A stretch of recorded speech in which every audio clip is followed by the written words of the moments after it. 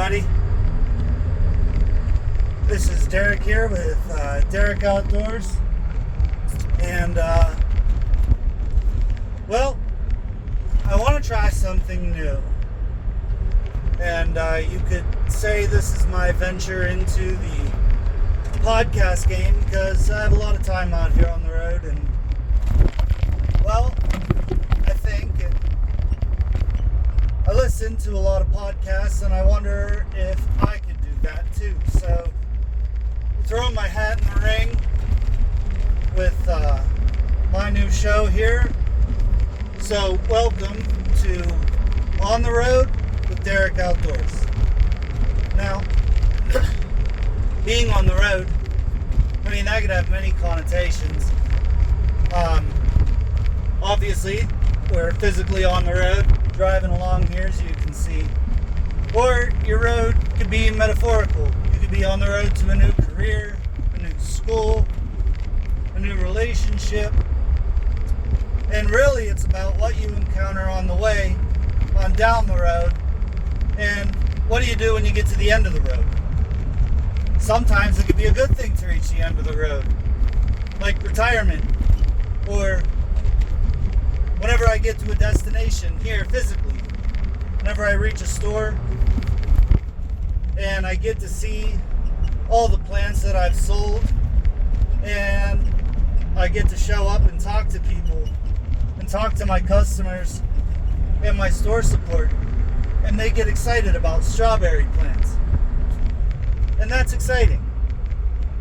You know, to put a smile on somebody's face because you showed up with strawberries. And they're kind of the gift that keeps giving. They'll bloom year round. Oh man, move, Mr. Squirrel. Get out of there. Beautiful little red-tailed squirrel. But the journey for me never really ends here, because from one store to the next and all across Pennsylvania, a little bit into Maryland and West Virginia, I help make people's gardens grow. And that's a road in and of itself when you're gardening. You're caring for food, you're providing, and above all, whether you start from seed or you buy a potted plant or a starter plant, that plant's on the road with you. And it's kind of like an adventure. And now I know there are times you can be on the road and it's not an adventure. But in a lot of the ways, it really is. And what makes an adventure? And I know I'm getting kind of like philosophical, but I want to set the tone for the show, so I want to talk about an adventure that was pretty memorable to me on the road. I was in college, and we had class the next day, but we got a call from a high school friend, and he said that there was a crazy party down in Shenandoah, where he went to school in Winchester, Virginia. And we're in Johnstown, it's like a 2.5 hour drive. And he got a hold of us probably like 8 o'clock at night. And he said, "You have to come down here. This is going to be crazy. Like all kind of dancing and drinking and, you know, typical college carrying-ons." This is one of our good childhood friends. We went to high school with him, and my brother Josh, who's no longer with me, said, "You want to go?" I said, "Well, I have an 8 a.m. class." He said, "So do I." So we roped our friend Farius into going, and my truck at the time was a purple Chevy S10. It said Heartbeat on the back. It was a 5-speed, 6-cylinder, and I love that truck. It didn't have reverse and it didn't have second gear, but it would go anywhere you pointed the nose, as long as it wasn't a dead end. just driving that truck was an adventure on every road. And being a 3-seater with a stick shift, it made it really awkward with 3 guys in it. But anyway, we went down. And we get down there at about 10:30. And lo and behold, Petchak was at work. That was his name, Mike Petchak. And so we're waiting outside his apartment. And he comes home. We're like, dude, we're ready for this party. And he's like, oh, yeah. So we go in. We get a beer. He's like, I gotta get changed. And then he comes out. We sit down at the table. We're catching up a little bit, bullshitting. And we're like, are we going to this party? And he's like, oh, yeah. So he's making phone calls. And, well, it turns out there really was no party. He just wanted to see us. And in a way, we were like, you should have just told us that. But on our way down, we stopped and we got these really horrible energy drinks that we never had before. Because we always did stupid food challenges. And there's a store, gas station called Sheetz. So if you're from the area, you know what a Sheetz is. But it's like a big Wawa or, I don't know, a Rutter's, or you get the picture. But they had this sandwich called a Schmonster. And the challenge was you had to eat 2 Schmonsters and drink a quart of chocolate milk. And that's kind of what started these challenges. And one of the most memorable challenges that we had, which I mean, if you want a good laugh, go for it. But it's called the Gallon Challenge. And it involves water. So if there are 5 of you, you need 4 gallons of water and I don't know, like one of those small Dixie cups. And what you do, make sure you pee first before you start this. Because ultimately that's how you win the Gallon Challenge. So if there are 5 of you, 4 gallons of water, you fill up the cup of water, you slam it down, and you pass the gallon to the next guy who will fill his cup, or girl, fill their cup, and you drink it. And you just keep doing that until somebody pees. Once you pee, you're out of the challenge. Now, to win, you have to be the last person to relieve yourself. And it's a really stupid thing, but it's a lot of fun and it creates a lot of laughs. Which brings me back to these energy drinks. And we got them, and we only got 4 of them. We never had them. And we tried it. I can't even remember the name. But it was the most awful thing. It was like drinking gasoline mixed with citronella candle. And you took a sip, and I mean, just to finish the can became the challenge. And not one of us completed it. And we sat there reminiscing about, things we did in high school and what we wanted to do and how class was going. And before we knew it, it was like 4:30, 5 o'clock in the morning. And again, we had class. So we hurried up, got back in the truck, and then we were on a race to beat the sun up. Because that meant we would make it back in time to not skip class. And then that became the adventure. And the whole ride home became an adventure. And we did it. We got back to campus, and we did go to class. We made it to all our classes, and then we slept for hours.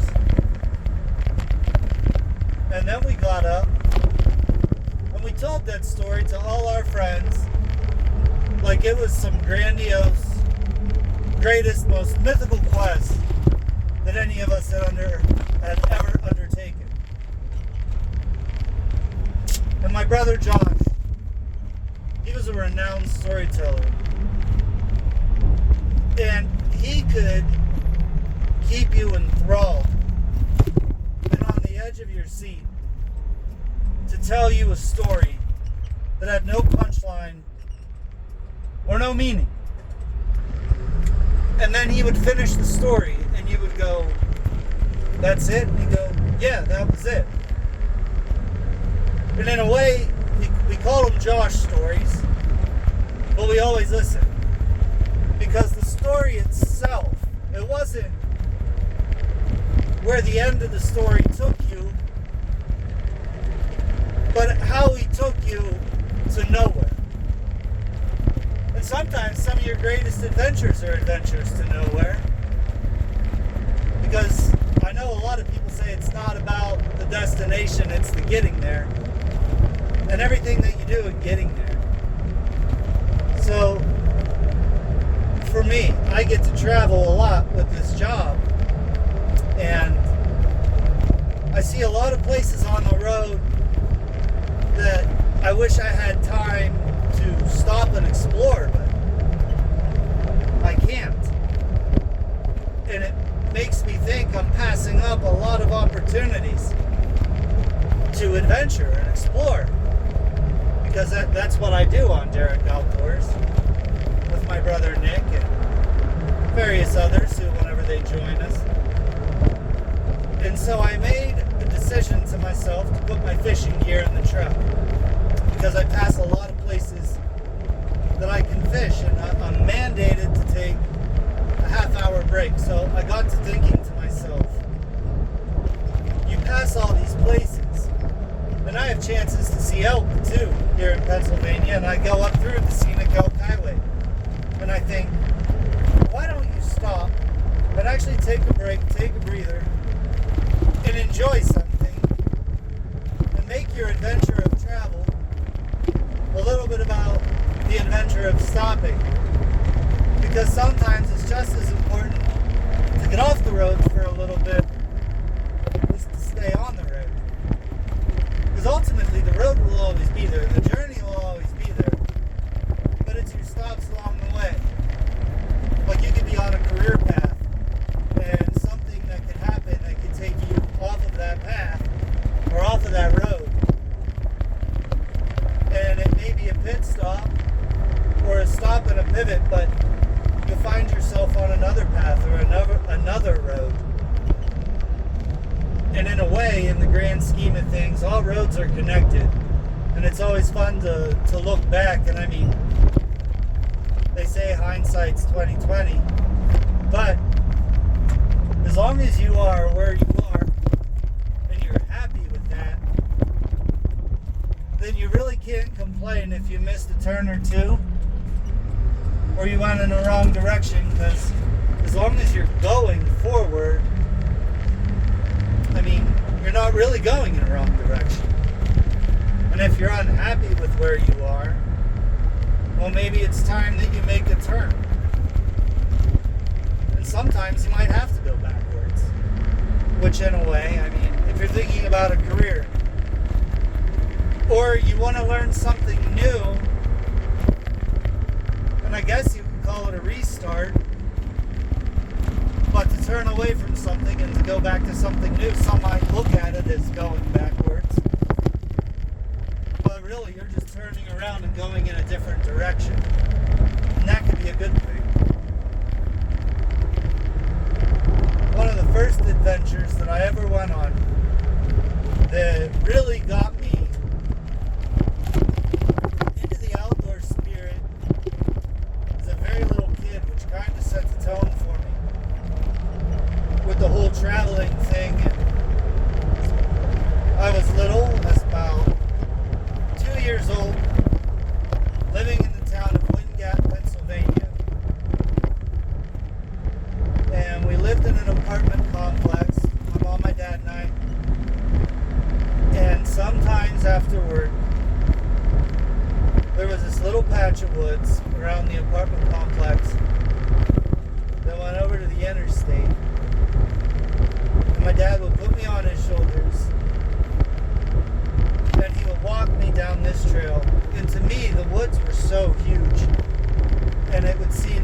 it would take us forever to get to the highway. And I remember being able to touch all the leaves. You put me down. Sometimes we'd see a deer. But it was always so much fun, and I always looked forward to that. Getting to spend that time with him. He's still alive. And you've seen the videos. He takes me out shark tooth hunting. That was fantastic. What an adventure that was. And he would take me to the highway because I love to watch the rigs go by and the truckers. And for whatever reason, I decided that every trucker's name was John Sherbine. I had never heard that before. Nobody had ever told me what John Sherbine was, but that popped into my head. And every trucker was John Sherbine. And so I got a mix of trucking, quality family time, and being out in nature. And I love to wave at the rigs. And then they got me a Hess truck, and I cherished it. And so that path was started when I was 2. I didn't get another Hess truck until I was 32, I believe. No. Yeah, maybe 32.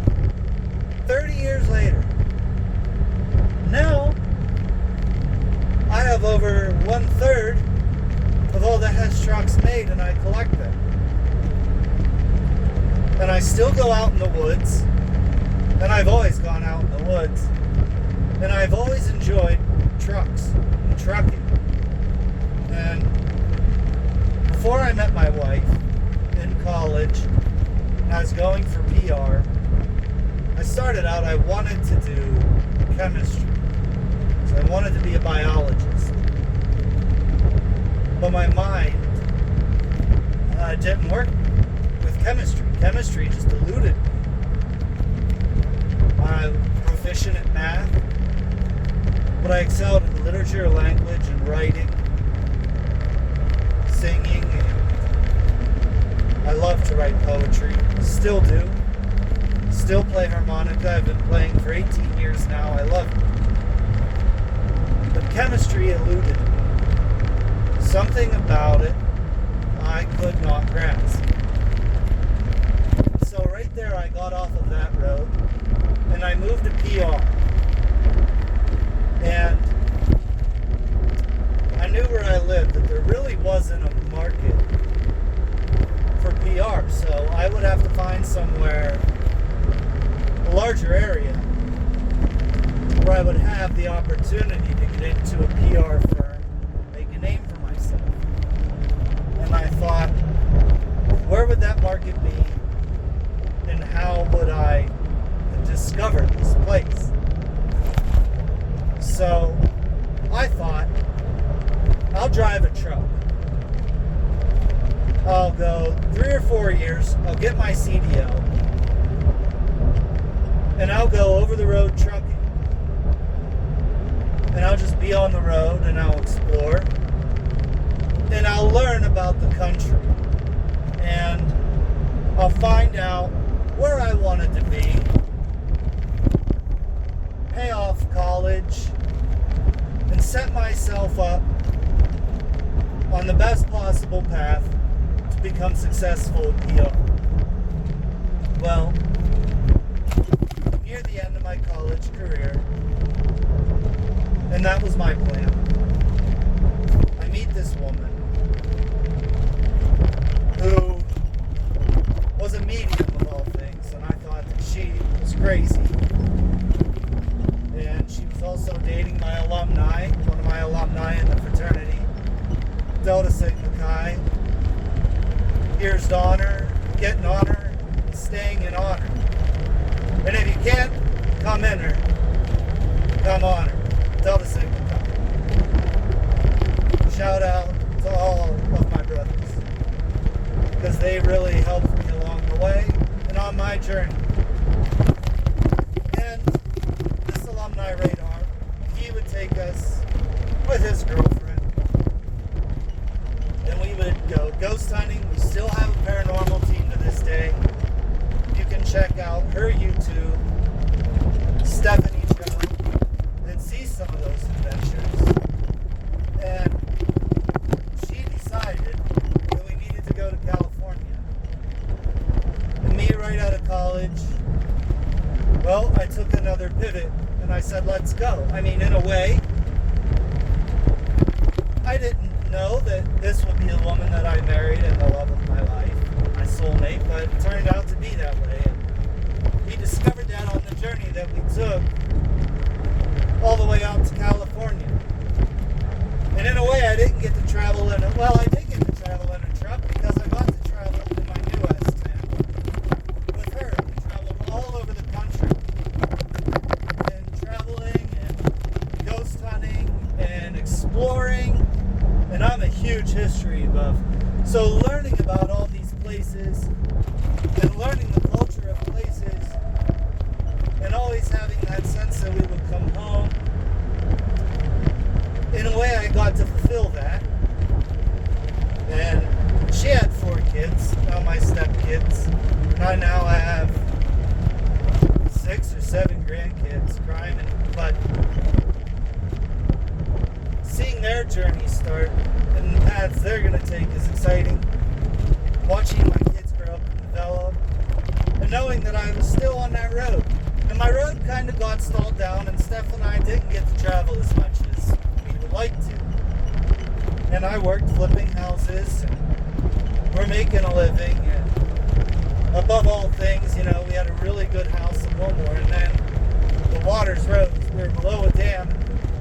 If you know anything, you know Pennsylvania's history with building dams. Well, the dam in Wilmore is probably the best dam that Pennsylvania ever built, because over 1 million gallons of water a minute poured over the top of that dam, and it flooded us out. We got evacuated, and we walked away from the home that we were building in Wilmore and set up again in Johnstown, where we first started our journey whenever we came back from California into our first house that we rented together.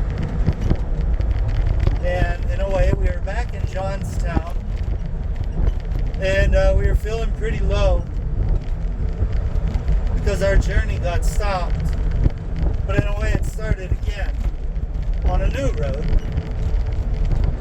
She started working, I started working, and then I got slammed with a neck herniation.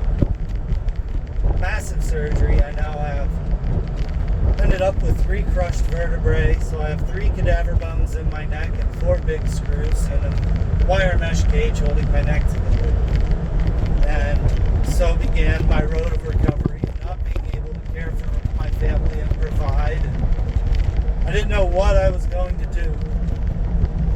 So I turned back to nature, the thing that I'd always loved, what my grandfather and I enjoyed with my brother and my family, and turned back to nature. And I just started YouTubing for the hell of it, because why not? What else was I doing, And so I built Derek Outdoors, and in a way that helped me. Helped in my recovery, helped in my sanity. Just not in a good way. You take a man who self-made, worked all his life for everything, and tried to never take a handout from anybody, and now he can't work, can't provide. That's a heavy blow. And so my channel gave me purpose. And then my doctor said that I could start working again. And so I started applying for all these jobs through my degree, which I thought that I would use, because in the meantime, we built a nonprofit organization after my brother passed away to help my mom. That was her brainchild, Just My Smile. And I used my PR skills to help really launch it.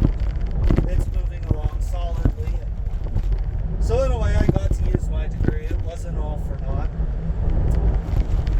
And so I'm applying to all these jobs, and nothing's biting, nothing's they say it takes about 11 weeks to get a job. And that's about what it took. And all of a sudden, I saw one said, "We think you'd be great for this job, being a root salesman for Bonnie Plants." I knew nothing about it, but so I applied because I liked plants and I knew it would require travel, driving a truck.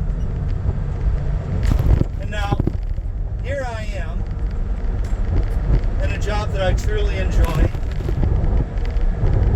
back on my feet, building myself back up, on the road, still on the road, seeing where this job will take me, seeing what I can make of this, and I get to make people happy with plants. I get to bring them nature, bring them gardens, and I love it. And just like my Hess trucks, I'm in a big green white truck driving around like I always wanted to do, working towards something with my wife and my family through adversity. And I know my channel's taken a big hit because of work. And it's about trying to build that back up too, because I don't want to lose my viewership. And I don't want to lose all the fans that are with me on this road. And so here we are, on the road together, starting a new adventure through this talk show. And let me know what you think and topics that you'd like me to discuss. And we'll go from there. And anyway, I hope you've enjoyed this first episode and kind of get a feel for what life is going to be like on the road with Derek Outdoors.